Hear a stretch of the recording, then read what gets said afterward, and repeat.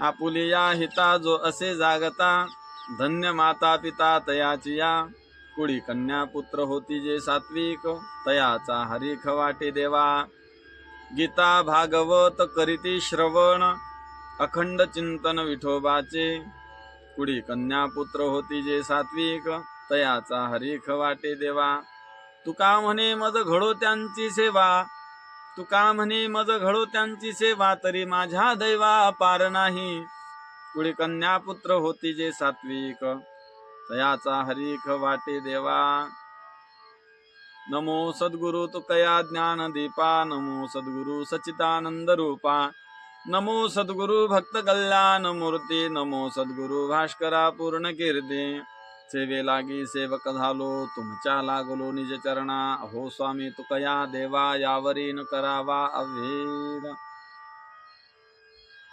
Apulia हिता जो असे जागता, धन्य माता पिता तयाची या.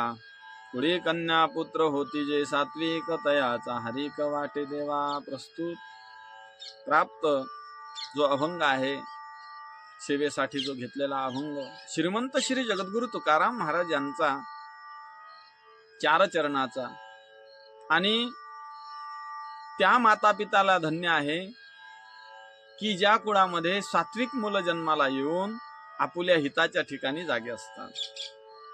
जगद्गुरु तुकाराम महाराजांचे असे अनेक अभंग आहेत की महाराज काळाला धन्यता देतात, कुळाला धन्यता देतात, आई वडिलांना धन्यता देतात.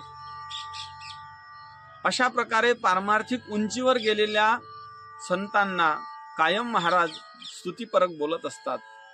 पण या अभंगामध्ये श्रीमंत श्री जगद्गुरु तुकाराम महाराज आपल्या हिताच्या ठिकाणी जो जागा आहे अशांच्या आईवडिलांना धन्यता देतात.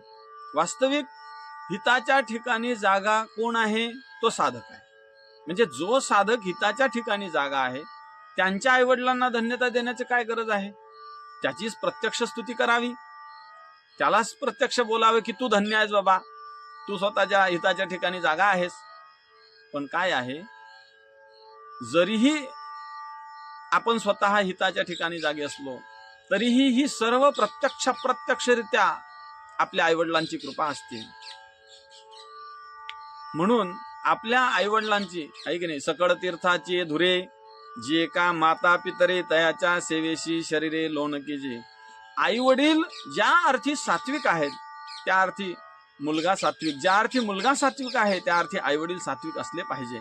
बीज तैसे फळ येईल शेवटी. तुकाराम महाराज म्हणतात, अहो बीज तुम्ही बाभळीचं लावलं आणि तुम्ही वाट बघायला लागले की आता मार्च महिन्यामध्ये किंवा पुढे उन्हाळ्यामध्ये चैत्र महिन्यामध्ये आंब्याची कशी प्राप्ती होईल, कधी प्राप्ती होईल, केव्हा होईल, अशा प्रकारे जर वाट बघायला लागले तर होईल का? का नाही मिळणार, प्राप्त होणार? आंबे का प्राप्त होणार नाहीत? कारण की आपण फळ हे बाभळीचं लावलेलं आहे. म्हणजे जशा प्रकारे आपण फळ लावू तशाच प्रकारे आपल्याला, जशा प्रकारे आपण बीज लावू तशाच प्रकारे आपल्याला फळं चाखायला मिळतील. ज्या अर्थी एखादा साधक आपल्या हिताच्या ठिकाणी उभा असतो, जागा असतो, तोच साधक जो आपल्या हिताच्या ठिकाणी जागा असतो त्याचा अर्थ असा आहे की त्याचे आईवडील सात्विक असले पाहिजे. त्याच्याशिवाय आणि शास्त्राच्या दृष्टीने जर चिंतन केलं तर कारणाचे गुण हे कार्यामध्ये येत असतात. जसं दुधाचं दही होत असताना दही जरी घट्ट असलं, दूध जरी पातळ असलं, पण ते दुधापासून दही बनल्यामुळे दुधाचा पांढरेपणा तो त्याच्यामध्ये येतोच की नाही.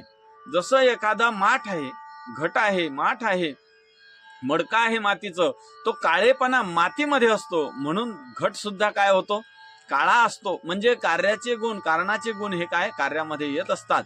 तद्वत आणि महाराज म्हणतात, आपुलिया हिता, आपल्या हिताच्या ठिकाणी जो जागा आहे, धन्य माता पिता तयाची या. तर आपल्या हिताच्या ठिकाणी जागा असणं म्हणजे काय? तर आपल्या हिताच्या ठिकाणी जागा असणं म्हणजे आपण आलो कशा करता, आहे मी कोण ऐसा करावा विचार, म्हणे ज्ञानेश्वर निवृत्तीचा.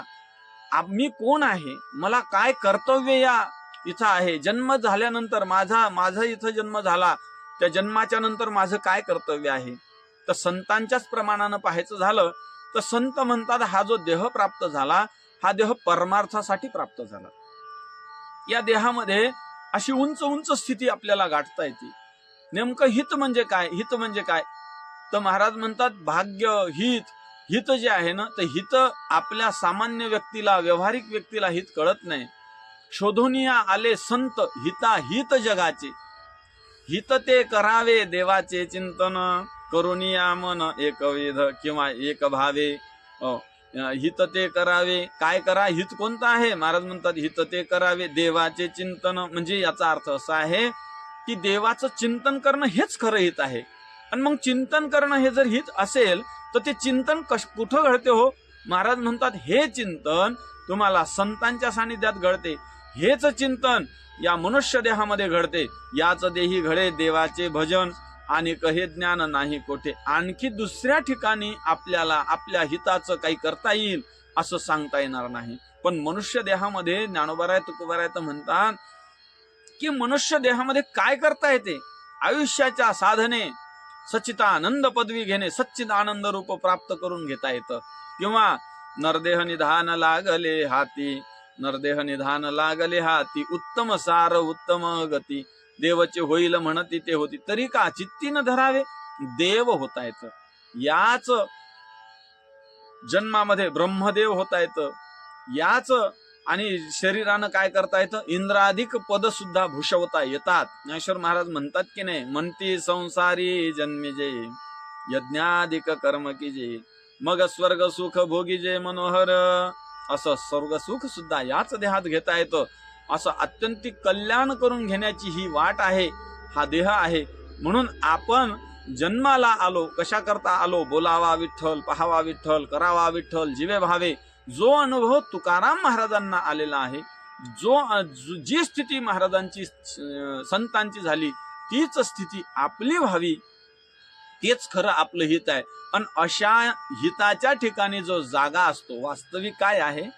आपण परमार्थाच्या ठिकाणी झोपलेलो असतो आणि प्रपंचाच्या ठिकाणी जागे असतो. या निशा सर्व भूतानाम तस्याम जागृती संयमी, यश्याम जागृती भूतानी सा निशा पश्यतो मुने. हे ऐक नाही, या निशा सर्व भूतानाम, सर्व भूतांची जी रात्र असते, या निशा सर्व भूतान तस्याम जागृती संयमी, म्हणजे साधू पुरुष तिथं जागा असतो.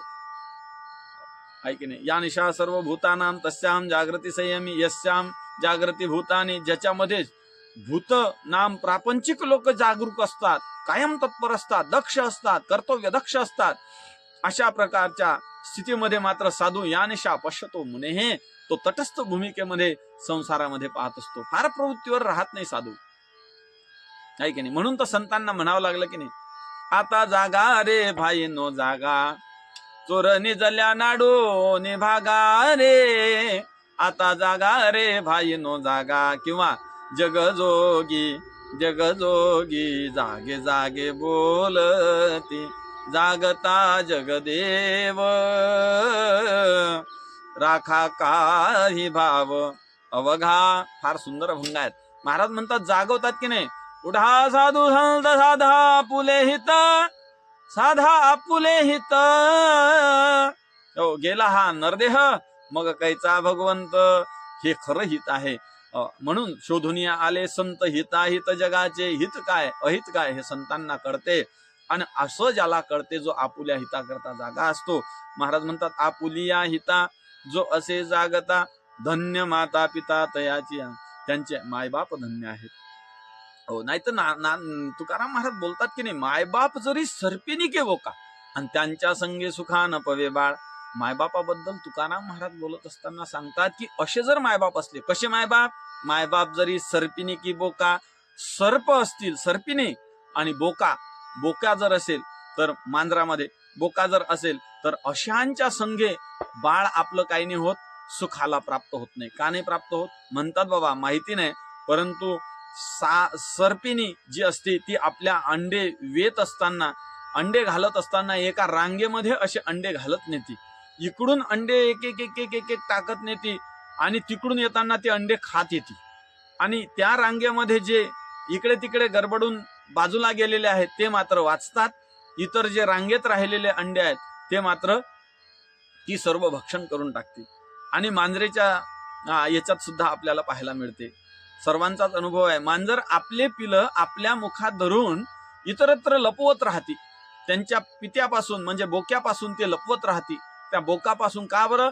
तर तो बोका जो आहे तो कायम त्या पिलांना खात राहतो. कारण ते पिलं खाल्ल्यानंतर, किंवा वाघामध्ये सुद्धा तसंच आहे, वाघ आपली पिलं खात राहतो आणि वाघीण आपली पिलं लपवत राहते. जोपर्यंत वाघ आपली पिलं खात नाही तोपर्यंत परत अशा प्रकारे ते वाघीण त्या पिलांना वेत नाही. अशा प्रकारे सांगायचं तात्पर्य एवढंच आहे की माय बाप जरी सर्पिणी की बोका त्यांच्या संगे सुखा न पवे बाळ, असे जर आई वडील असतील तर मात्र त्यांच्या संगे सुखा न पवे बाळ त्यांना धन्यता देत नाहीत. पण परमार्थाला उपद्वलक अनुकूल जे असणारे आई वडील, अशा आई वडिलांना महाराज म्हणतात आपुलिया हिता जो असे जागता, धन्य माता पिता तयाचिया. त्यांची माता पिता धन्य आहेत महाराज. कहो अशा माता पिता धन्य असणारे महाराज म्हणतात कुडी कन्या पुत्र होती जे सात्विक, अशांच्या कुळामध्ये ज्या आई वडील धन्य आहेत का संस्कारिक मुलं जन्माला घालतात. ऐक नाही, गृहस्थ्याला धन्यता दिलेली आहे. साधूच्या संगतीत राहणारे गृहस्थी त्यांना धन्यता दिलेली आहे. अशा प्रकारे महाराज म्हणतात धन्यो गृहस्थाश्रमा हा आतिथ्यम शिवपूजनम प्रतिदिनम मिष्टान्न पानम ग्रहे साधो संगम उपासते हि सदनम. धन्यो गृहस्थाश्रमा, साधूच्या संगतीत राहणारे, चांगल्या भगवंताची पूजा अर्चा करणारे असे जे गृहस्थी आहेत. आणि त्यांच्या कुळामध्ये काय होते? कुडी कन्या पुत्र, कुडी कन्या होती, पुत्र होती. कसे होती? सात्विक होती. कुडी कन्या पुत्र होती जे सात्विक. सात्विकतेचं काय लक्षण आहे? अभयम सत्व संशुद्धिर ज्ञान योग व्यवस्थिती दानम दमश्यज्ञश्च स्वाध्यायस्त पार्जव अहिंसा सत्यम क्रोध, सर्वसत्व गुण त्यांच्याकडे असतात म्हणून त्याला सात्विक असं म्हणा. सात्विक कुडी कन्या पुत्र होती जे सात्विक, तयाचा हरिख वाटे देवा, देवाला सुद्धा त्यांचा हरिक वाटतो. ते माझे सोयरे सज्जन सांगा, ते जसं तुकाराम महाराजांना वारकरी भेटले की हरिक वाटतो. किंवा भगवंत तर म्हणतात की तेही प्राणा पुरवते, आवडते मज निरुते. जे भक्त चरित्राते प्रशंसिती, अरे भक्ताचं चरित्र ऐकणारे मला प्राणा पुरवते आवडतात. भक्ताचं चरित्र सांगणारे ऐकणारे मला प्राणापेक्षाही आवडतात. दोवरी दोन्ही भुजा आलो घेऊनी, आलिंगाव्या लागून तयाचे अंग. मी 4 हात कशा करता घेऊन आलो बाबा? केवळ या भक्तांना आलिंगन देण्याकरता. वास्तविक मला 4 हाताची गरज नाही. अरे मला हात नाहीत, पाय नाहीत, डोळे नाहीत, अचक्षुषी मज डोळे, हातीचेनी लीला कमळे पूजू तयाते. अशा प्रकारे महाराजांनी फार सुंदर बहारदार वर्णन 12व्या अध्यायामध्ये त्या भक्तांचं केलेलं आहे. महाराज म्हणतात कुडी कन्या पुत्र होती जे सात्विक, असे सात्विक असणारे, तयाचा हरिख वाटे देवा. नामदेव महाराज ज्या वेळेला जन्माला आले त्या वेळेला दामाजी शेट्टीच्या घरी स्वतः भगवंत येतात. भगवंत नामदेव महाराजांचं नाम ठेवतात. नामदेव महाराजांचं नाव काय ठेवावं, काय ठेवावं, काय ठेवावं म्हणून दामाशेट्टीच्या घरी आलेले भगवंत ब्राह्मणाच्या रूपात, आणि नामदेव महाराजांच्या कानाला मुखाजवळ कान नेतात, स्वतःचा कान नेतात. आणि त्या मुखातून केवळ माझी मज झाली अनावरवाचा, छंद या नामाचा घेतला असे, असा छंद घेतला. नामापरते साधन नाही जे तू करशी, अनेक प्रमाण सांगता येतील. असं नाम घेणारे कायम त्यांच्या मुखातून नाम विठ्ठल विठ्ठल विठ्ठल विठ्ठल असं विठ्ठल विठ्ठल उच्चारत होते नामदेव महाराज. जन्माला आले तेव्हापासून. आपण मेलो तरी विठ्ठल विठ्ठल आपल्या मुखात येते का नाही काय माहिती नाही, पण नामदेव महाराज जन्माला आल्यापासून विठ्ठल विठ्ठल विठ्ठल विठ्ठल म्हणायचे. आणि मग प्रत्यक्ष पांडुरंगाला आनंद झाला. पांडुरंग गेले आणि आपला कान नामदेव महाराजांच्या मुखाशी नेला. त्यावेळेला विठ्ठल विठ्ठल ध्वनी आला. आणि मग महाराज म्हणले यांचं नाव काय ठेवावं? नामदेव ठेवावं. अशा प्रकारे नामदेव नाव ठेवावं. का तर हे मुळातच नामाचे देव आहेत, किंवा देव ह्यांचंच काय, नाम हेच यांचं दैवत आहे. अशा प्रकारे नामदेव महाराजांचा आनंद भगवंताला झाला की नाही. तयाचा हरिख वाटे देवा. गीता भागवत करीती श्रवण, गीता श्रवण करतात. धर्मक्षेत्रे कुरुक्षेत्रे पासून ती सर्व गीता यत्र योगेश्वर कृष्ण यत्र पार्थो धनुर्धर श्रवण करतात किंवा भागवत श्रवण करतात. जन्माद्यस्य यतोन्वयादि तरतश्चार्थेषु विद्यास्वराट तेने ब्रह्महृदाय आदि कवये मह्यन्ति यत्सूरयः तेजो वारि मृदां यथा विनिमयो यत्र त्रिसर्गो मृषा धामनाम स्वेन सदा निरस्त कुहकम सत्यम परम धीमहि. असं भागवत. बर्हापीडम नटवर वपू, किती काही श्लोक आहेत महाराज. असं सुंदर भागवत गीता हे श्रवण करतात. गीता भागवत करीते श्रवण अखंड चिंतन विठोबाचे. असे कुडी कन्या पुत्र जे सात्विक आहेत, जे गीता भागवत श्रवण करतात, त्यांच्या आईवडिलांना धन्यता देतात, आणि असे जे आपल्या हिताला जे जागे असतात, तुकाराम महाराज म्हणतात अशांची मला सेवा घडावी. तुका म्हणे मज घडो त्यांची सेवा, तरी माझ्या दैवा पार नाही. महाराज तर फार सुंदर बोलतात. महाराज म्हणतात हरिभक्तांची सेवाच काय, अहो मज दास करी त्यांचा, संत दासांच्या दासांचा, किंवा हरिदासाची घरी मज उपजवा जन्मांतरी, म्हणसी काही मागा हेची देगा पांडुरंगा. अशा प्रकारे तुका म्हणे त्यांचे पायी पायपोस.